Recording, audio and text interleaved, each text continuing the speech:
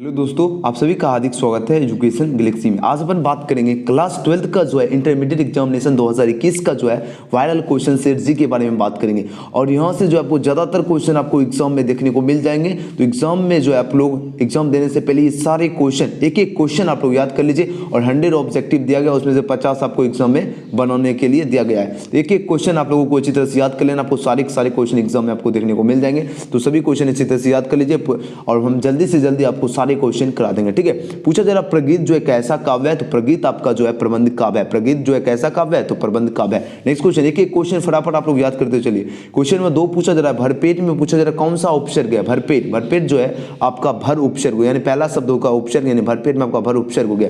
Next question, एक एक question सारे क्वेश्चन सभी बच्चे अच्छी तरह से याद कर लेना। क्वेश्चन में 3 पूछा जा रहा है हिमालय शब्द का संधि विच्छेद क्या होता है। हिमालय, हिमालय का संधि विच्छेद होगा हिम प्लस आलय। हिम प्लस आलय होता है हिमालय का संधि विच्छेद। एक एक क्वेश्चन याद कर लो, सभी क्वेश्चन आपके लिए बेहद इंपॉर्टेंट है, एक एक क्वेश्चन मिलेगा।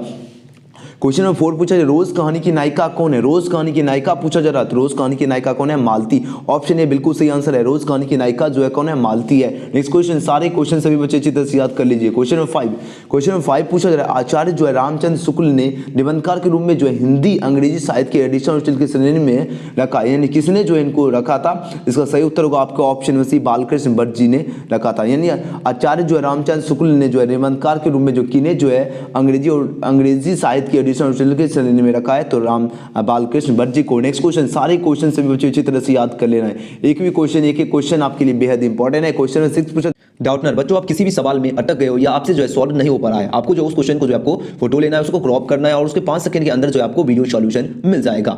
तब आपका जो है क्वेश्चन होमवर्क हो या सीबीएसई का हो या आपका बिहार का हो या महाराष्ट्र का हो या चाहे आईआईटी जेईई का हो या नीट का हो या कला 36 से 12वीं तक का हो सवाल, इन सब का जो जवाब मिलेगा आपको डाउटनर ऐप पर। चाहे कोई भी सब्जेक्ट हो, फिजिक्स, केमिस्ट्री, मैथ या बायोलॉजी, सभी सवालों के जवाब मिलेंगे आपको डाउटनर पर। साथ ही 9वीं से 12वीं के बच्चों के लिए जो चल रही है लाइव क्लासेस, अब पूरी पढ़ाई होगी डाउटनर पर। यानी 3 करोड़ से जो है ज्यादा बच्चे जो है डाउटनर ऐप पर जो है पढ़ाई कर रहे हैं। तो आप भी बुद्धू का कांटा के लेखक कौन है। बुद्धू का कांटा जो है इसके लेखक हैं चंद्रधर शर्मा गुलेरी जी। आपके ऑप्शन ए बिल्कुल सही आंसर है, चंद्रधर शर्मा गुलेरी जी जो है बुद्धू का कांटा के लेखक है। नेक्स्ट क्वेश्चन है आपके क्वेश्चन नंबर 7।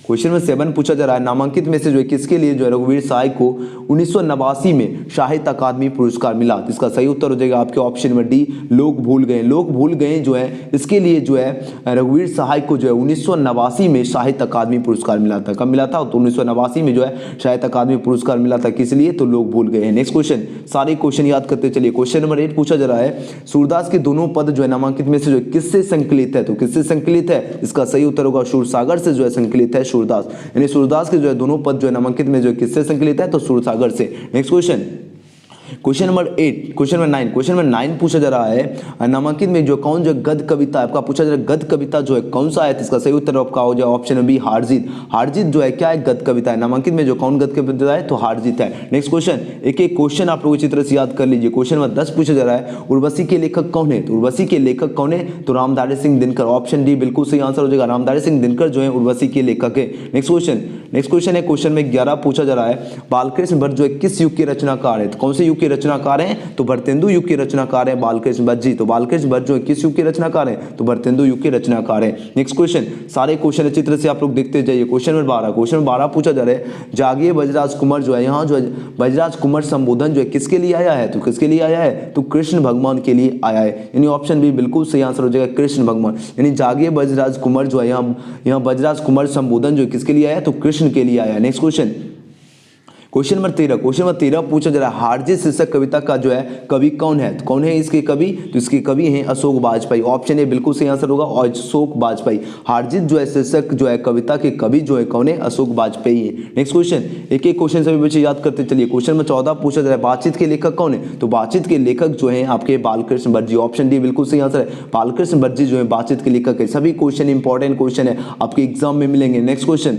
चलिए फटाफट सारे क्वेश्चन करते हैं। क्वेश्चन नंबर 15 पूछा जा रहा है मिट्टी की ओर के लेखक कौन है। तो मिट्टी की ओर जो है इसके लेखक जो है कौन है, तो रामधारी सिंह दिनकर है। ऑप्शन डी बिल्कुल सही आंसर होगा, रामधारी सिंह दिनकर जो है मिट्टी की ओर के लेखक है। और अर्धनारीश्वर के भी लेखक कौन है, तो रामधारी सिंह दिनकर। इनका जन्म याद रखना, इनका जन्म 1908 ईस्वी में, मृत्यु 1974 ईस्वी में। नेक्स्ट क्वेश्चन, सारे क्वेश्चन फटाफट करते चलिए। क्वेश्चन नंबर 16 पूछा जा रहा है जीने की इच्छा को क्या कहते हैं। जीने की इच्छा जो है उसे क्या कहते हैं, तो जीविका कहते हैं। क्या कहते हैं, तो जिजीविका कहते हैं जीने की इच्छा को। यानी ऑप्शन सी बिल्कुल सही आंसर है। नेक्स्ट क्वेश्चन, क्वेश्चन नंबर 17 पूछा जा रहा है व्युत्पत्ति का संधि विच्छेद क्या होगा। व्युत्पत्ति जो शब्द है इसका संधि विच्छेद होगा बी प्लस उत्पत्ति, यानी ऑप्शन ए बिल्कुल सही आंसर हो जाएगा। बी प्लस उत्पत्ति जो है व्युत्पत्ति का संधि विच्छेद होगा। नेक्स्ट क्वेश्चन क्वेश्चन नंबर 18 पूछा जा रहा है व्यंग्य का पर्यायवाची क्या होगा। व्यंग्य जो शब्द है इसका पर्यायवाची शब्द होता है अधीर। क्या होता है? अधीर, यानी ऑप्शन सी बिल्कुल सही आंसर होगा। तो व्यंग्य का पर्यायवाची हो गया अधीर। नेक्स्ट क्वेश्चन सभी क्वेश्चन अच्छी तरह से देखते चलिए। क्वेश्चन नंबर 19 पूछा जा रहा है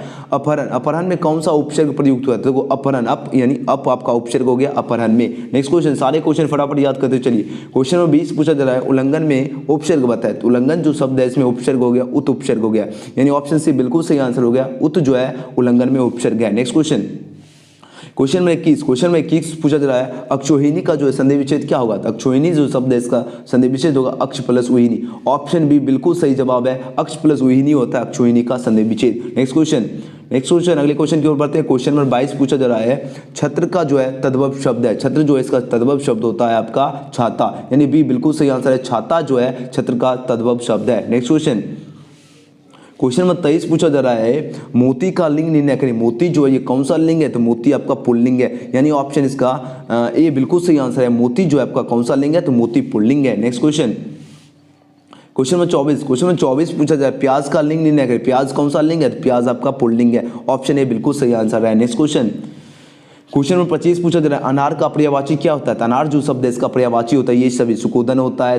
दादीम हुआ और रामबीज होता है, ये सभी होता है आपका अनार का पर्यायवाची। नेक्स्ट क्वेश्चन, एकदम सारे क्वेश्चन फटाफट याद करते चलिए। क्वेश्चन नंबर 26 पूछा जा रहा है अर्जुन का पर्यायवाची है। अर्जुन से जो शब्द है इसका पर्यायवाची क्या होता है। धनंजय होता है, गुड़ाकेश होता है और गांडेवधारी होता है, यानी ऑप्शन डी बिल्कुल सही आंसर होगा। ये सब यानी जो अर्जुन का पर्यायवाची कौन कौन होता है। तो धनंजय होता है, गुंडाकेश हो गया और गांडवीधारी हो, यानी ऑप्शन डी बिल्कुल सही आंसर है। नेक्स्ट क्वेश्चन, एक क्वेश्चन सभी बच्चे अच्छी तरह से याद करते चलिए। क्वेश्चन नंबर 27 पूछा जा रहा है रामायण का संधि विच्छेद क्या होगा। तो रामायण जो शब्द है इसका संधि विच्छेद होगा राम प्लस अयन, यानी ऑप्शन बी बिल्कुल सही आंसर है। राम प्लस अयन जो है रामायण का संधि विच्छेद है। नेक्स्ट क्वेश्चन है क्वेश्चन नंबर 28 पूछा जा रहा है बाघ जो है किस शब्द का तद्भव रूप है। तो बाघ जो है किस शब्द का तद्भव रूप है। तो व्याघ्र का जो है तद्भव रूप है बाघ, यानी ऑप्शन ए बिल्कुल सही जवाब है व्याघ्र का। नेक्स्ट क्वेश्चन नंबर 29 पूछा जा रहा है अनमेष शब्द में जो है किस उपसर्ग का प्रयोग हुआ है। अनमेष शब्द में पूछा जा रहा है कौन सा उपसर्ग जो है प्रयोग हुआ है। तो इसका सही उत्तर आपके ऑप्शन में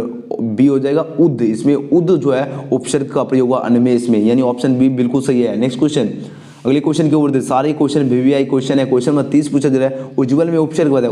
उज्ज्वल शब्द में क्या होगा उज्ज, यानी उत हो जाएगा, जिसमें डबल जॉ लग जाएगा उसके बाद आपको लगाना है उत उपसर्ग हो गया, यानी उज्ज्वल में आपका उत उपसर्ग हो गया। नेक्स्ट क्वेश्चन, सारे क्वेश्चन याद करते चलिए फटाफट। क्वेश्चन में 31 पूछा जाए अकाल का पर्यायवाची है। अकाल जो शब्द है इसका पर्यायवाची क्या होता है। तो दुर्भिक्ष होता है, यानी ऑप्शन ए बिल्कुल सही आंसर हो जाएगा। अकाल का पर्यायवाची हो गया आपका दुर्भिक्ष। नेक्स्ट क्वेश्चन, चलिए क्वेश्चन नंबर 22 पूछा जा रहा है नवोढ़ा जो है इसका संधि विच्छेद पूछा जा रहा है क्या होता है। तो नवोढ़ा शब्द का संधि विच्छेद होगा नव प्लस ऊढ़ा, यानी ऑप्शन सी बिल्कुल सही आंसर होगा। तो नवोढ़ा का क्या होगा संधि विच्छेद है तो नव प्लस ऊढ़ा। नेक्स्ट क्वेश्चन, एक क्वेश्चन याद रखो फटाफट। क्वेश्चन में 33 पूछा जा रहा है यथेष्ट का संधि विच्छेद क्या होगा। यथेष्ट जो शब्द है इसका संधि विच्छेद पूछा जा रहा है तो यथा प्लस इष्ट होता है यथेष्ट का संधि विच्छेद, यानी ऑप्शन इसका ए बिल्कुल सही जवाब है। यथेष्ट का संधि विच्छेद यथा प्लस इष्ट। नेक्स्ट क्वेश्चन है क्वेश्चन नंबर 34 पूछा जा रहा है निम्नलिखित में से जो है अक्षी जो है किस शब्द का पर्यायवाची है। तो अक्षी जो है किस शब्द का पर्यायवाची है। तो आंख का पर्यायवाची अक्षी होता है, यानी ऑप्शन इसका बिल्कुल सी सही जवाब है।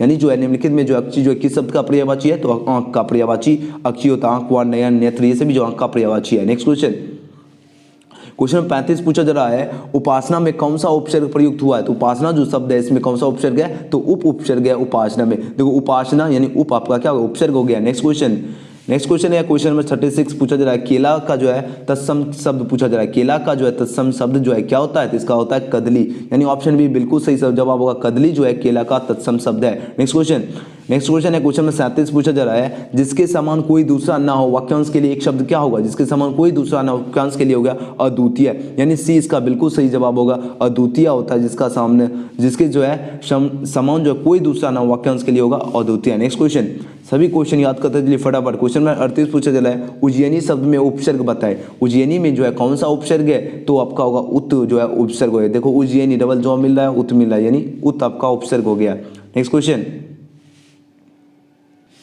क्या पूछा गया था उज्जैनी में पूछा गया था कौन सा उपसर्ग है। तो उज्जैनी, क्या पूछा जाए, उज्जैनी डबल जो है जिसमें मिलेगा उसका उपसर्ग होगा उत। नेक्स्ट क्वेश्चन, एकदम सब फटाफट सारे क्वेश्चन देखते जाइए।